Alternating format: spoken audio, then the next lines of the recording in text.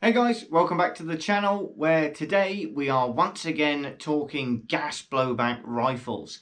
And today's gas blowback offering is something of a cult classic these days. It has a large group of followers. It's one of those ones that initially can probably float under the radar a little bit. It's in that sort of weird price bracket where perhaps it's too good to be true. And but it's suffice to say, once you actually pick one of these rifles up, you never tend to put them back down again, and for good reason. And that rifle is the KC02.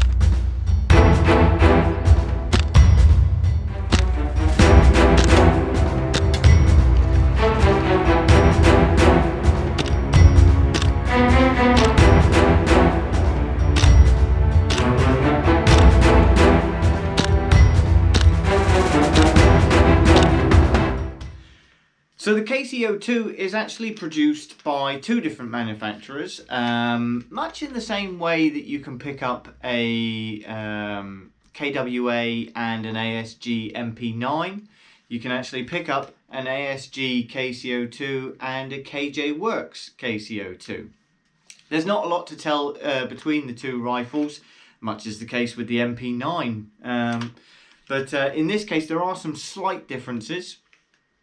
When you pick up an ASG KC02, they do come with the stick mags. The KJ Works ones, I believe, come with a slightly bananaed mag that only holds 25 rounds. The ASG version holds 30.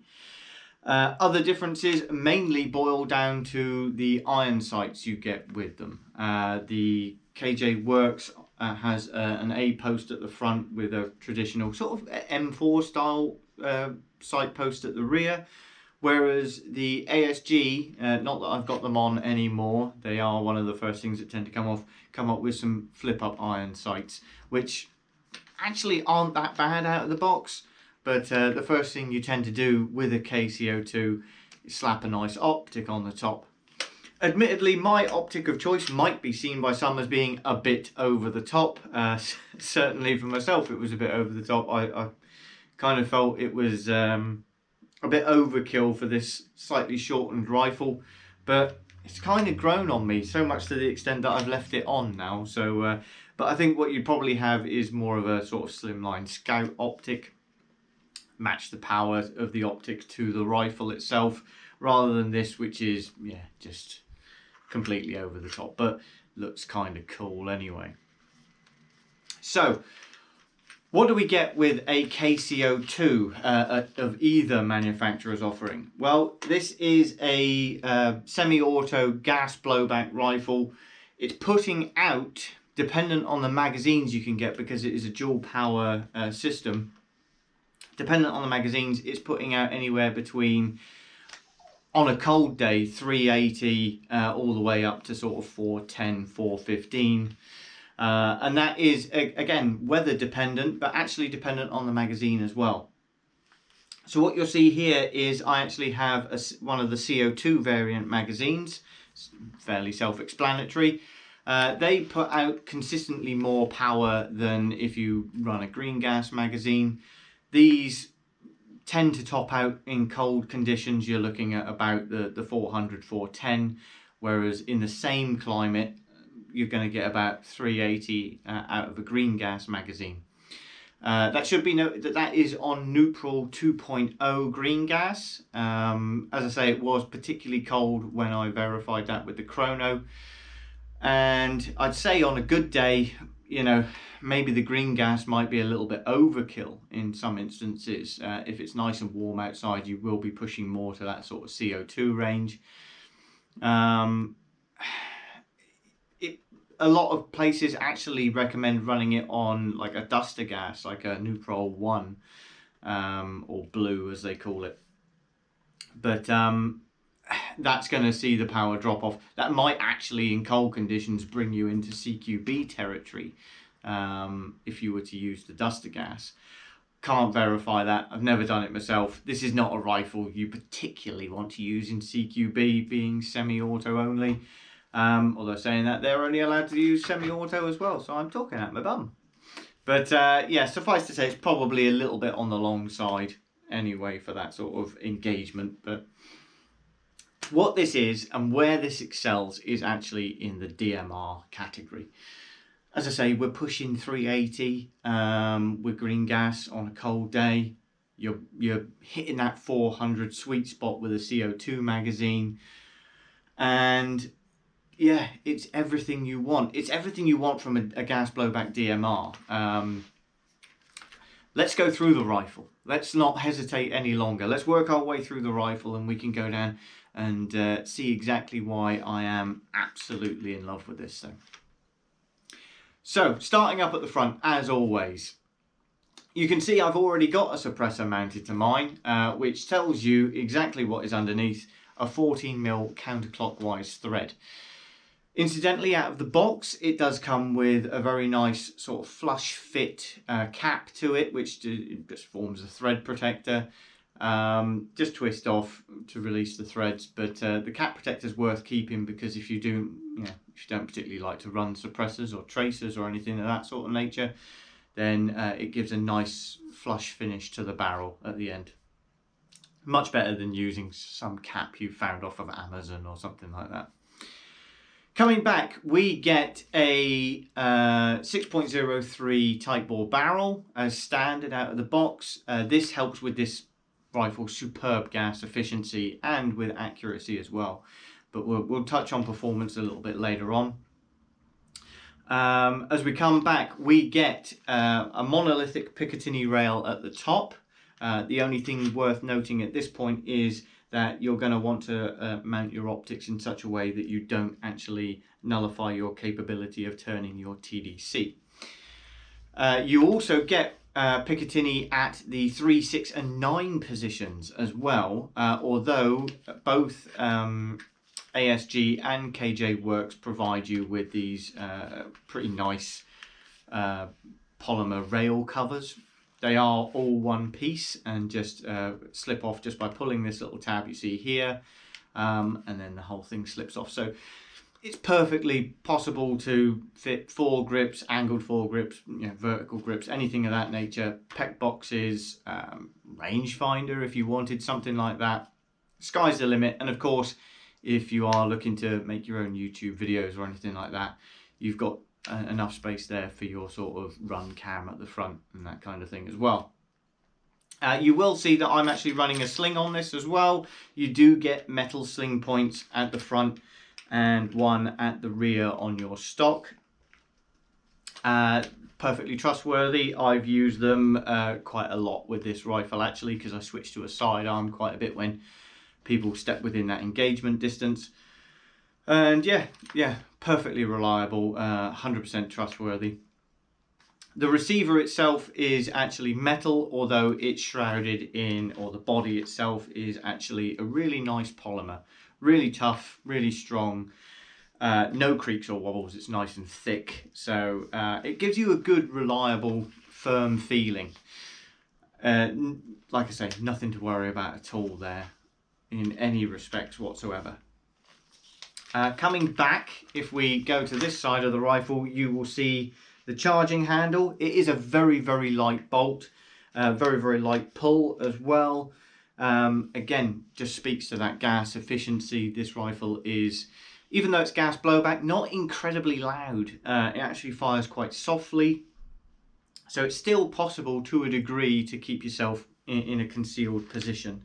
It's not going to give you away too badly. As I say, dependent on the variant, whether it's the KJ Works or the ASG, you get two slightly different magazines. These are the stick magazines you get from ASG. They come in two flavors, CO2, green gas, both hold 30 rounds. Super, super easy to fill as well. If we just put the rifle down a second. you will see that you can pull the follower down and expose a slightly widened position just to put the BBs in at the bottom of the magazine there. Green gas is filled from the bottom, same as the CO2 reservoir here, and the nogger is just at the back. As far as the magazines go, I've had no real issue. I have heard you can overfill the green gas magazines, which will cause the rifle to run too hot on the first couple of shots, obviously. And some people have actually reported that it basically turns into a Springer rifle as well. I've never had that issue. I don't know whether that is KJ Works dependent, but certainly with this ASG, I've never had anything of that sort happen to me. Moving back to the rifle, there is no fire controls as such. You just get a cross block safety switch, which switches from safe to fire mode. You have an ambidextrous magazine release, and by that it's just like an AK or an MP5 sort of deal. This one just rocks forward ever so slightly to release the magazine. Magazines can be a bit fiddly to initially engage. It is almost like a sort of rock and lock affair. You just sort of have to get it to click and hold. It is a bit fiddly, but you will develop a knack for it given enough time. Pistol grips and the rest of it's the back end that slightly disappoints, because these are very cheap style pistol grips and very cheap stock. The stock has a mild degree of play and wobble to it. Nothing too extreme. It's just on the cheap side to keep the costs down. As with all sort of M4 buffer tube systems though, this can be replaced, so you can run whatever you like. And it's the same with the pistol grip as well. Being gas blowback, we haven't got a little electric motor in there or anything of the sort. It's hollow, and yeah, you can replace it with a whole modicum of parts dependent on your style and preference. So, performance. And this is where this thing just blows people away. Because this is not a hugely expensive rifle. These things retail for, depending on where you pick them up, they're certainly under the £300 mark, tend to be more around the 250s. And you just get a hell of a lot of gun for that money. You really do. As I say, it puts out, even on green gas on a cold day, she's pushing out 380.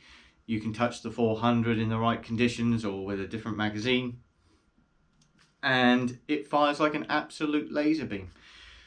As we've already discussed when we were talking about the pick rail, we have a TDC style hop-up unit at the top here, and anyone who sort of deals in snipers tends to, if they're really looking for something consistent, they change the little slider and that kind of thing for a TDC setup. But it's nice that you get this out of the box with this rifle. There are a modicum of internal parts and external components that you can upgrade this thing with. These things are basically the kit car of the modern airsoft world, much like something like a AAP01. There's a body kit to suit everyone's taste, if that's what you like. Personally, I quite like this sort of slimline look to it. It's worth pointing out that these are based on a real firearm, although only a 22. It's the Ruger 1022. They come in lots of different flavours as well if you were to take a look at the website. I believe this is probably based closest to their tactical system one. But you get all sorts of hunting rifle looking setups as well and that kind of thing. And the same is true with this airsoft version. You can shop around on the internet. There's a replacement body to suit everyone's tastes. There's even, if you sacrilege want to go with a bigger mag and a modified mag, you can get magwell adapters that will swap this over to a HPA setup. You can run M4 mags off of the bottom of it then, and that kind of thing as well. Really increase your firepower output. Although at the sacrifice of having a HPA tank on your back. But horses for courses and whatever floats your boat and all that jazz. Like I say, I've taken this out to many a game day now, and it has outperformed rifles 2 or 3 times its cost. and that's straight out of the box. This has no, aftermarket components on it whatsoever. It will happily hit human-sized targets at 40 to 50 meters all day long, no problems at all. And the accuracy and the consistency of your groupings is really, really impressive. At sort of 20 meters, you will have no trouble consistently hitting a 20 centimeter target in the bullseye nearly every time. It is that good out of the box. What else can I say about it? Honestly, it blows me away how much you're getting for the cost involved here. If you consider something, if you were going down a Tokyo Marui sniper route, for example, you'd be paying similar money for a base VSR-10, and yet the VSR-10 would not be able to hold a candle to this out of the box. Obviously, the caveat to that is there's hundreds of upgrades, but likewise, there's hundreds of upgrades you can get for this thing as well. And again, if you're talking about rifles in general, I know it's locked to semi-auto. You're never going to put down the firepower of, an M4 or anything like that. But because that bolt is so light and so minimal in its distance traveled and its recoil, or the cycle rate, I should say, is really, really quick. It's hugely gas efficient, and follow-up shots are, no problem at all. You can, as fast as you can spam the trigger, this thing will throw it out consistently. Like I say, I've been hugely impressed since owning this rifle, and I can't say enough good things about it. Will it last forever? No. You will have to, sort of take good care of it, regular maintenance, and even then there's going to be wear and tear on internal components. That's just natural. We're not talking about, a £500 or £600 rifle that has all steel units inside and that kind of thing. It's just one of those things. But at the price point we're entering, and the fact that parts are so readily available for this, and easy to maintain and easy to service, and upgradable as well, there's really nothing to worry about in that respect either.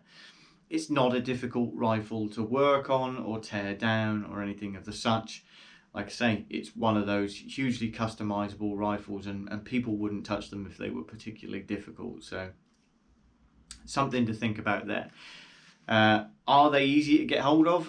No, actually, as soon as these things tend to come into stock, they go out pretty quick. So if you are on one, have that little notification on patrol base or wherever you shop, and keep an eye out for them, because they do go pretty quick. And like I say, once you pick one of these things up, you never tend to put it down, or certainly not for very long anyway. Okay, that's been my overview of the KC02, whether it be a KJ Works or an ASG. If it's been of any help to you in a future purchase, if it's been of any entertainment to you as I continually waffle on, then a like and a subscribe is always welcome, guys, and I'll see you in the next one. Thank you.